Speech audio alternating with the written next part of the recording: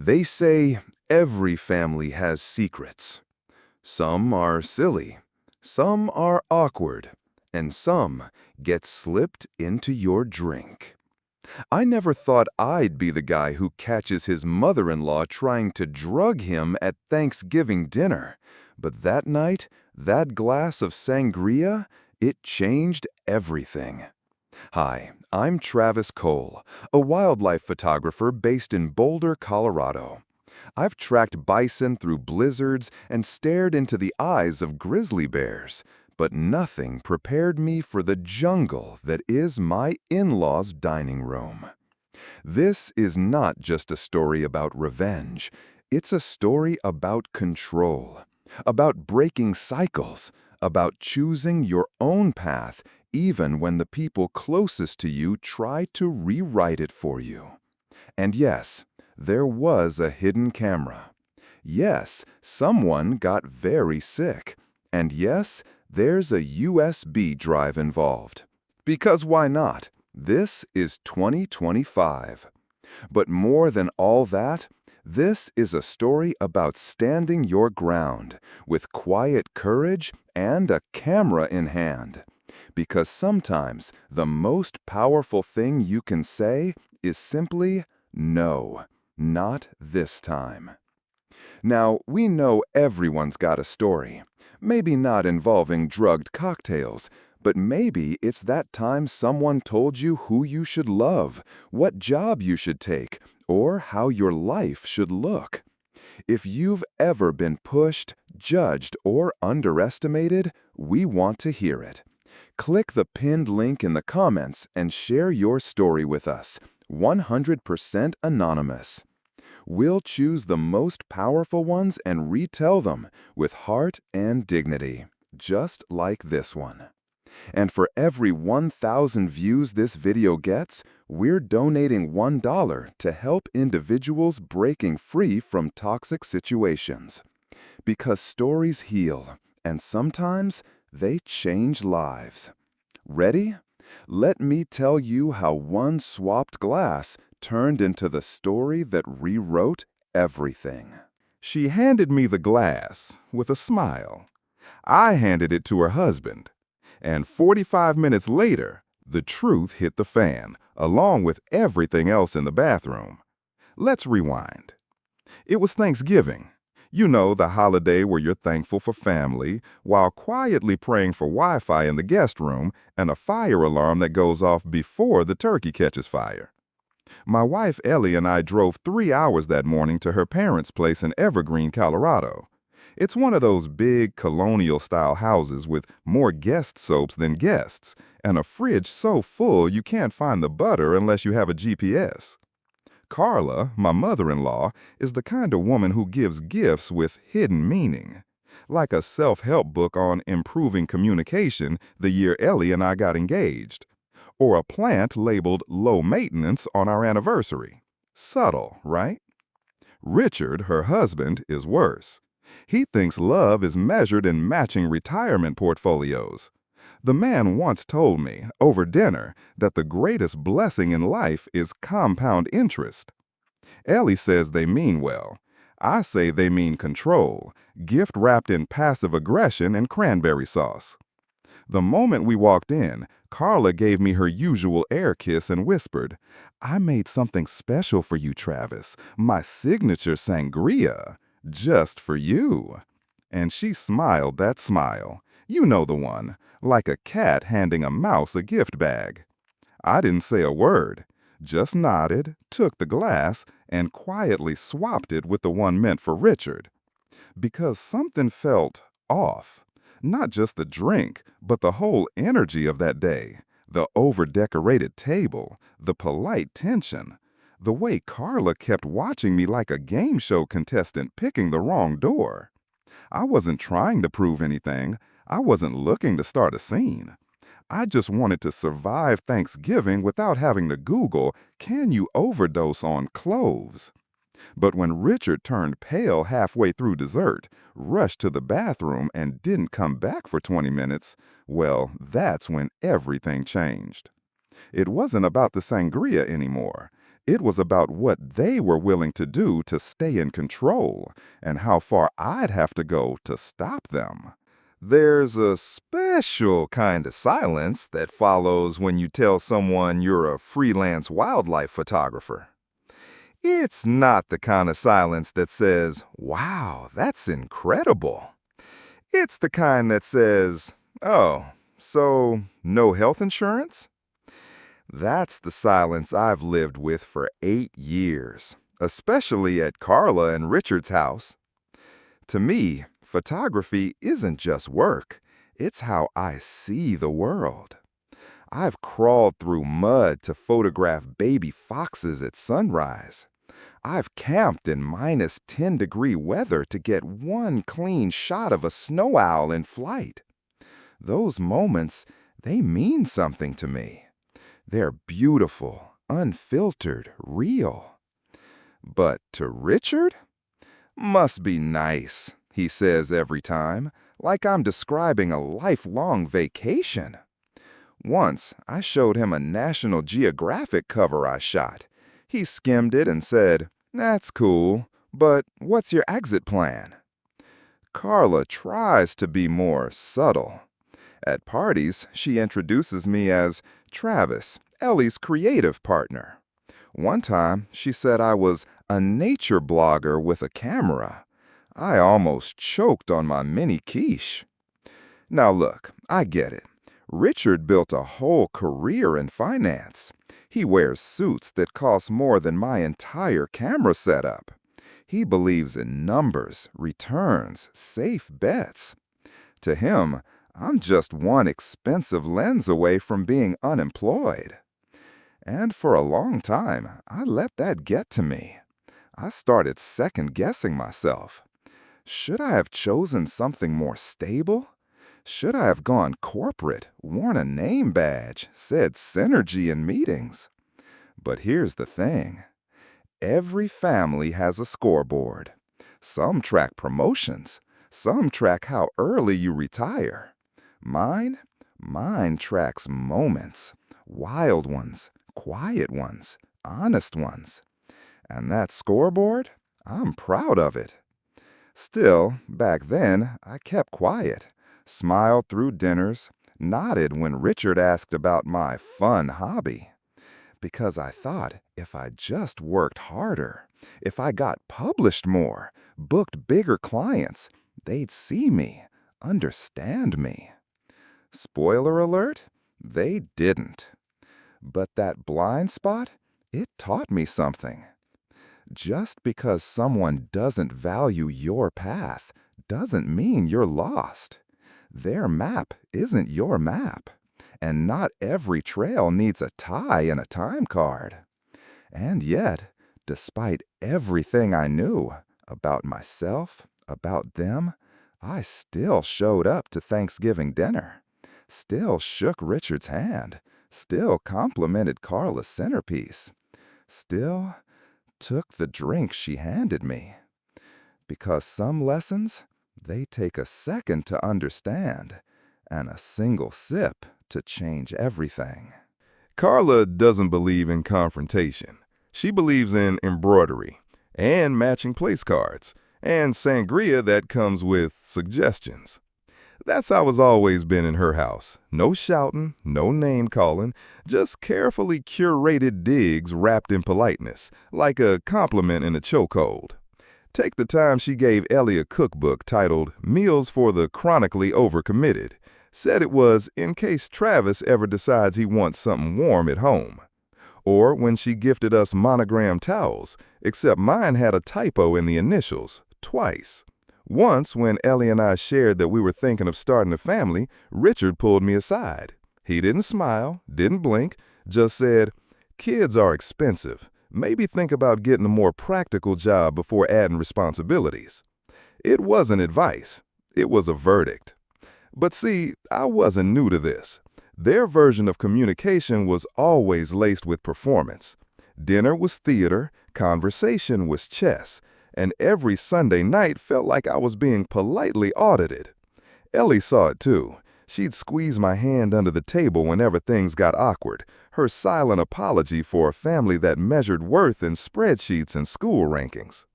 Still, I kept showing up, still brought the nice wine, still smiled through the subtle jabs. Because deep down, I kept hoping they'd change.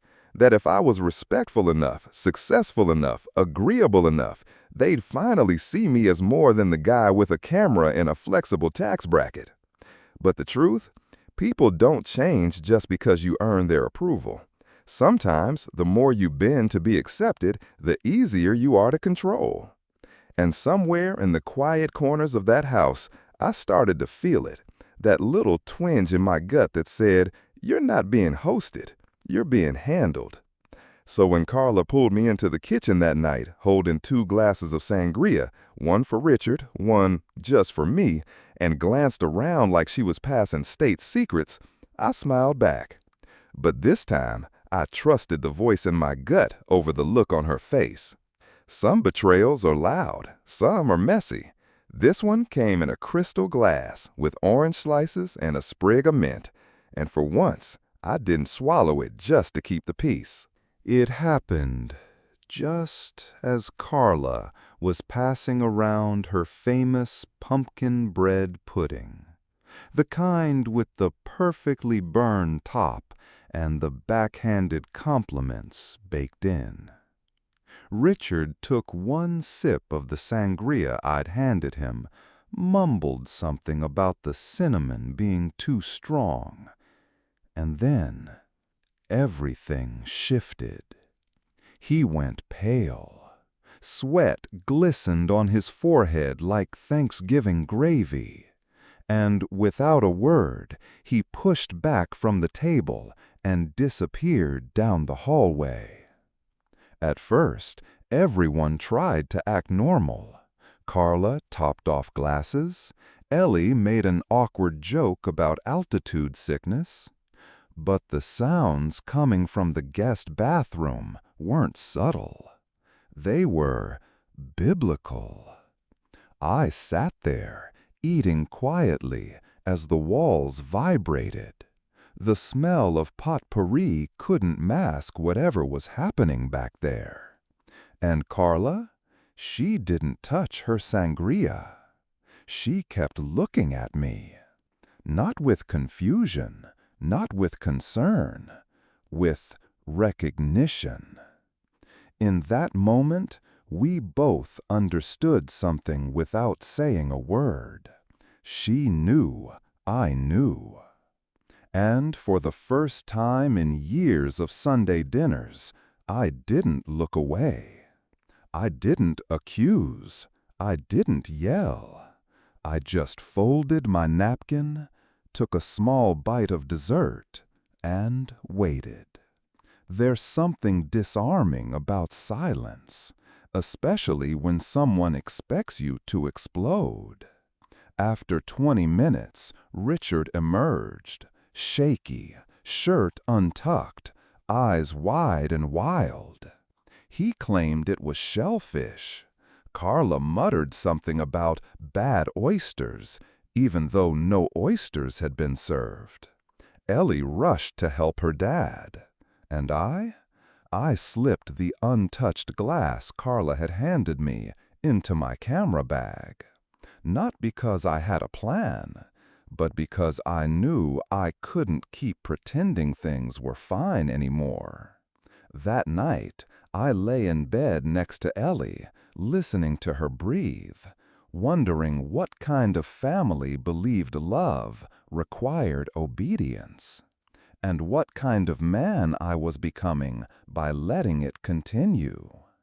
People think betrayal feels like fire, but sometimes it's cold, precise, like a quiet glass at a dinner table you never should have raised. And the worst part isn't the act itself. It's realizing how long you've ignored the signs leading up to it. It took me 3 days to find a lab that would test what was in that glass without asking too many questions. Turns out, Even sangria has secrets. And Carla wasn't the only one who needed control. I didn't sleep much that night. Not because of what had happened, but because of what I almost drank. The next morning, with the house quiet and Ellie still curled up under the covers, I pulled the sangria glass out of my camera bag. It looked harmless. No strange smell, no residue, just the soft cling of citrus on glass and a single innocent mint leaf floating at the top. But something told me, if I let this go, I'd never trust my instincts again. Now, I didn't exactly know where one takes a suspicious Thanksgiving cocktail.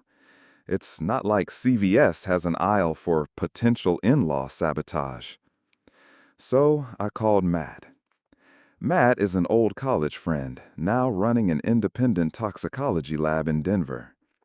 Back in school, he used to moonlight as a DJ, and once built a flamethrower out of a leaf blower, so I knew he wouldn't ask too many questions. He picked up on the second ring. "Matt, I need a favor." He laughed. "Did you finally poison one of your wildlife subjects?" I paused. "No, but someone might have tried to poison me." That quieted him down. I dropped off the glass that afternoon. No names, no explanations, just a quiet note. Test for anything with a prescription label. Focus on sedatives. 3 days later, he called back.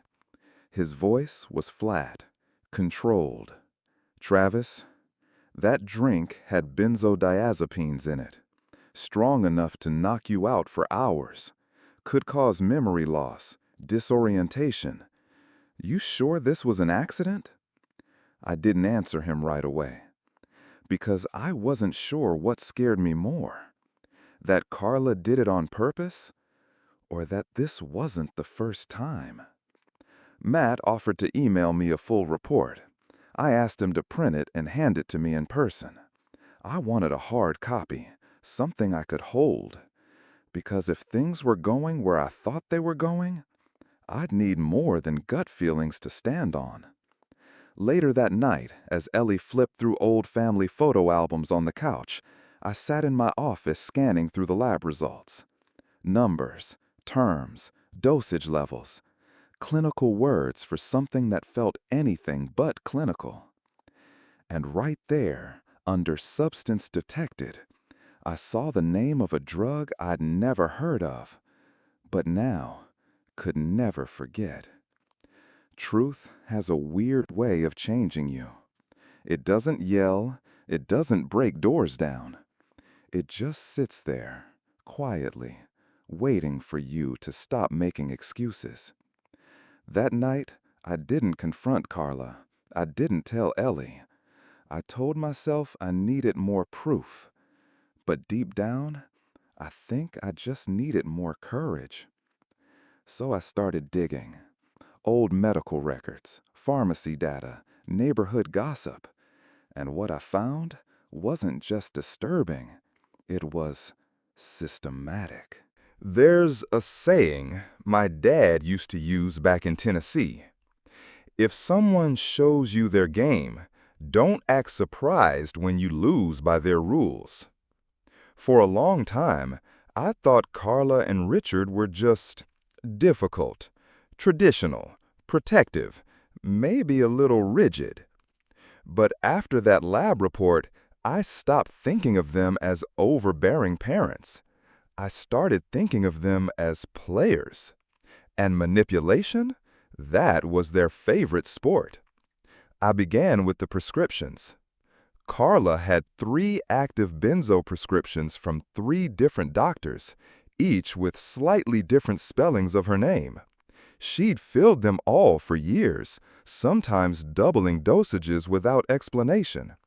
At first, I thought it was just anxiety, or maybe a misunderstanding. Until I found the rumors. A neighbor mentioned a jewelry theft during a summer garden party 2 years ago, right after Carla left early. Someone else recalled a story about her being banned from a yoga studio for borrowing a Lululemon jacket that wasn't hers. Individually, these were strange but manageable. Collectively, they painted a picture of someone who wasn't just controlling, she was tactical. But the real break came when I stumbled on something Ellie had once said, offhand, while we were watching a movie. She was flipping through her phone and muttered, "It's weird. I haven't talked to Thomas in years." Thomas. I remembered him. He was the guy Ellie was engaged to before me, the orthopedic surgeon, smart, gentle, deeply boring in a safe and steady kind of way. I asked casually, "You guys just drift apart?" She shrugged. "Not really. I mean, we broke up kind of fast. My parents never liked him, said he was hiding something. I didn't push it at the time, but now I couldn't let it go."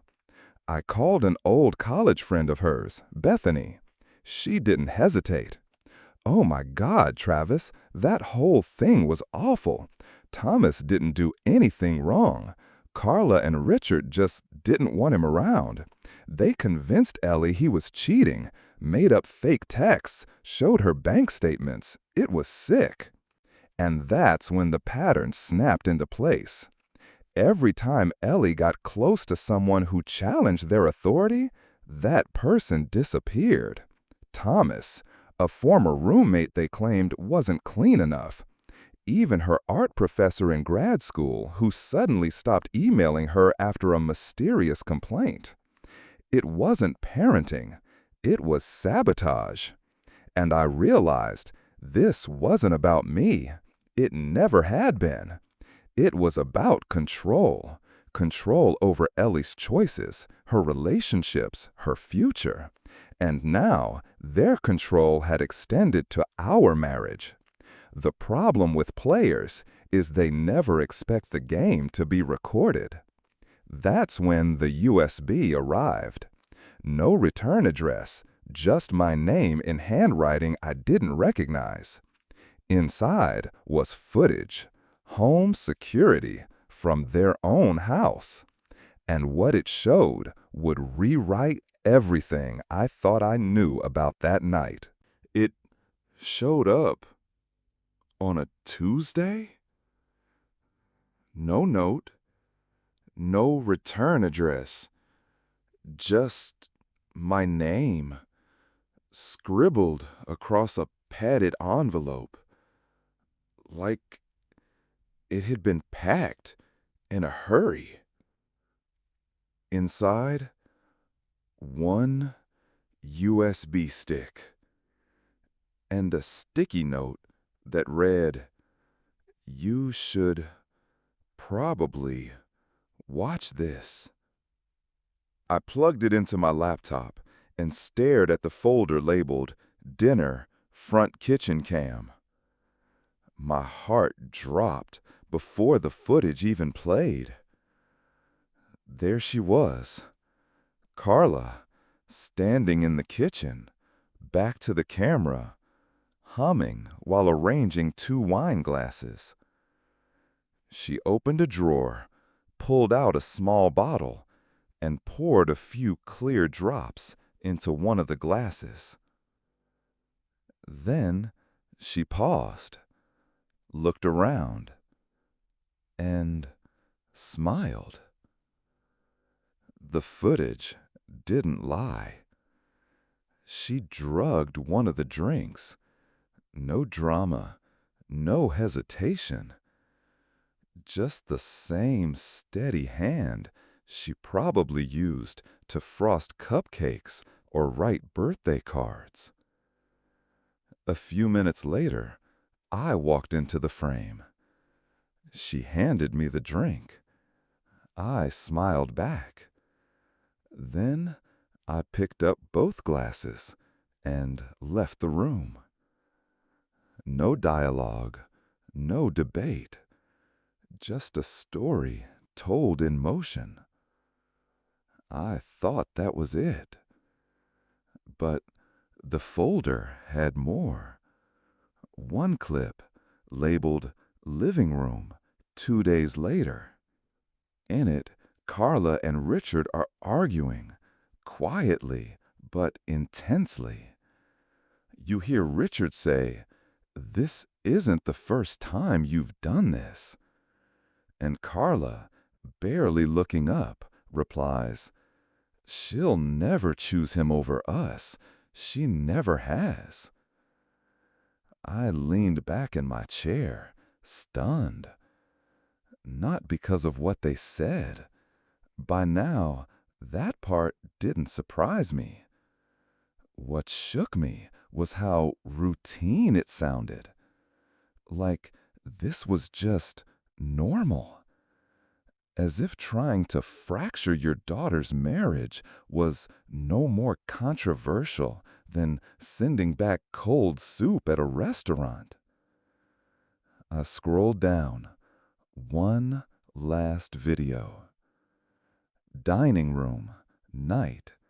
Same night we had dinner. You see me hand Richard the drink. Then, 45 minutes later, you see Carla staring at me from across the table. And then, after the chaos, another clip. Carla yelling at Richard off camera. "You idiot! That was his glass!" Richard shouting back, "You think I can keep track of your crazy little plans?" I stopped the video, closed the laptop, and just sat there.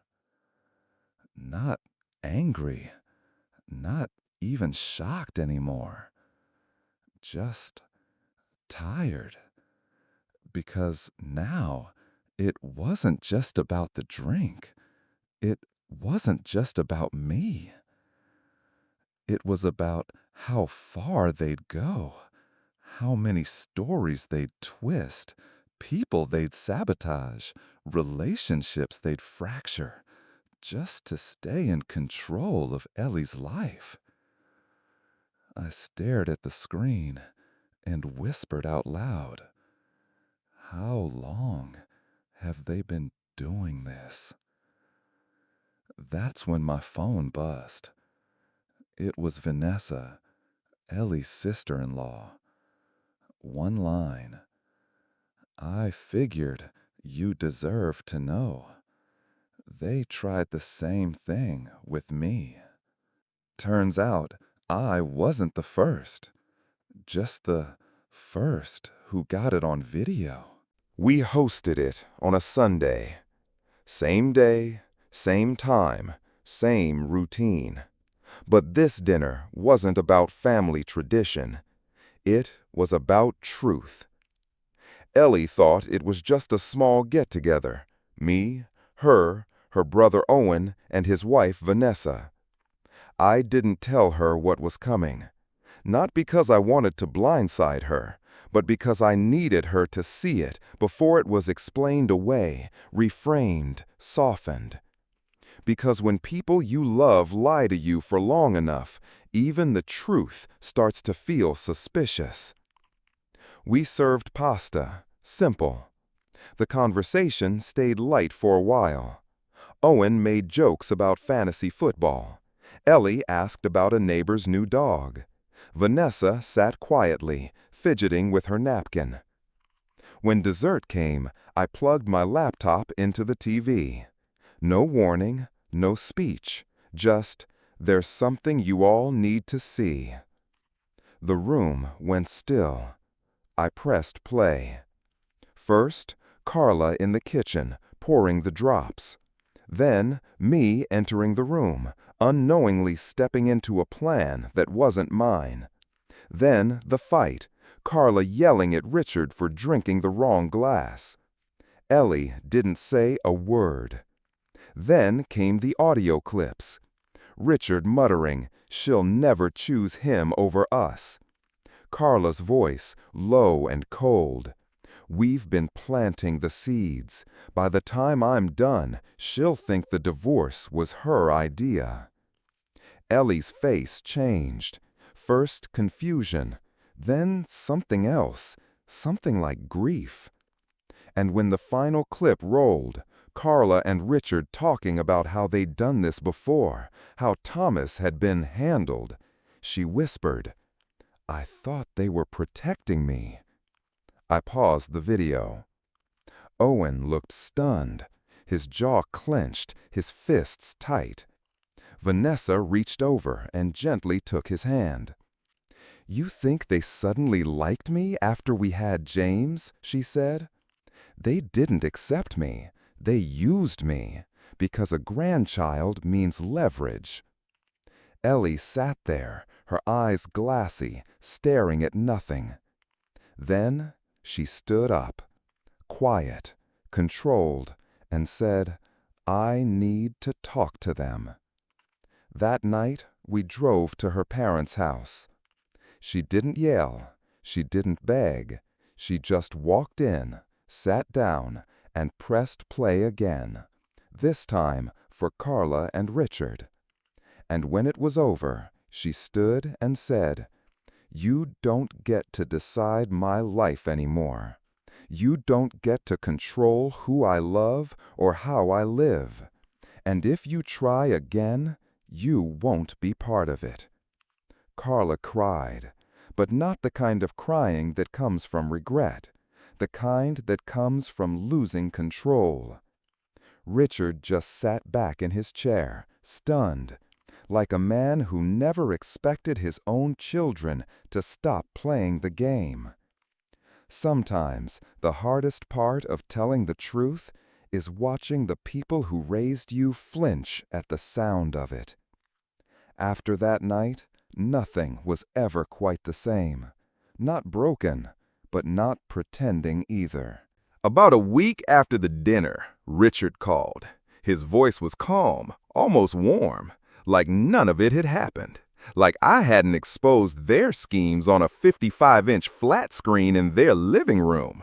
Like this was just a misunderstanding between adults. "Let's grab a drink," he said. "No wives, just the guys." I should have said no, but curiosity's a funny thing, and sometimes you want to see how far someone will go to act like nothing ever happened. We met at his country club, of course. Same pressed shirt, same Rolex, same drink order. Same man trying to rewrite history with a handshake. He got straight to it. "I've been thinking about your career, Travis," he said, swirling his bourbon. "You're talented, but freelancing's volatile. What if you join my firm, full-time, senior creative partner, great salary, company car, benefits?" He paused. "Stability, for the baby, for Ellie." I looked at him. This man who'd questioned my job, my worth, my marriage, was now offering me a desk, a badge, and a benefits package. Like that would wipe away everything. I took a slow sip of water, smiled, and said, "Thanks, but I already have a job." He blinked. I leaned forward. "I tell the truth with pictures." He chuckled like I was joking, but I wasn't smiling anymore. "You don't get to drug me," I said, and then offered dental. For a second, he looked rattled, just a flicker. Then it was gone, replaced by that same boardroom calm. "Come on, Travis, let's be reasonable. This is a peace offering." "No," I said, standing up. "It's a leash, just shinier than the last one." He didn't follow me out, didn't call after me, just stayed there, drink in hand, a man still trying to solve problems with offers. There's a kind of silence that follows a firm boundary. Not tension, not fear, just clarity. Back home, Ellie asked how it went. I told her the truth. She laughed, kissed me on the cheek, and said, "Well, at least now we know what we're worth to him, right down to the deductible." 6 months later, our daughter was born on a quiet July morning. We named her Maya, after Ellie's grandmother, the only woman in her family who ever spoke her mind without asking permission first. Carla and Richard came to the hospital. They brought flowers, a silver rattle, a soft pink blanket monogrammed with Maya's initials. They held her gently, took photos, said the right things. But they didn't stay long. No comments about schools, no tips on child rearing, no questions about my income. Just polite smiles and a quiet exit. It was the first time they'd ever left a room without trying to rearrange it. And that felt like a win. Not the shouting from the rooftops kind, the quiet kind, the kind that looks like boundaries held, stories owned, and choices made without permission slips. Since then, things have changed, subtly but deeply. We bought a little cabin outside Boulder. Ellie returned to her research part-time and on her terms. And I finally opened my own photo gallery downtown. No big investors, no soft money from Richard. Just me, my work, and the people who believe in what I see. That's the thing no one tells you about freedom. It doesn't feel loud. It feels still, rooted, peaceful. Like waking up one day and realizing you're finally living your life, not the one someone else storyboarded for you. People still ask me if I ever forgave them. My answer? Forgiveness isn't about letting someone off the hook. It's about cutting the hook loose from your own chest. Carla and Richard will always be who they are, but they no longer shape who we are. Because I didn't win when I exposed them. I didn't win when I turned down the job or played the videos. I won when I stopped trying to fit into a version of family that required me to disappear. I won the moment I chose truth over approval, purpose over permission, my story over theirs. And now I get to live it, one frame at a time. Everyone has a story. Yours may not involve poisoned sangria or secret USB sticks, but maybe, just maybe, it involves people who told you who to be, and that voice inside you quietly whispering otherwise. We want to hear it. Click the pinned link in the comments and anonymously share your story. We'll read them, retell the most powerful ones, and donate $1 for every 1,000 views to support real people breaking free from toxic control. Because sometimes the loudest revenge is living well on your own terms. And that's a story worth sharing.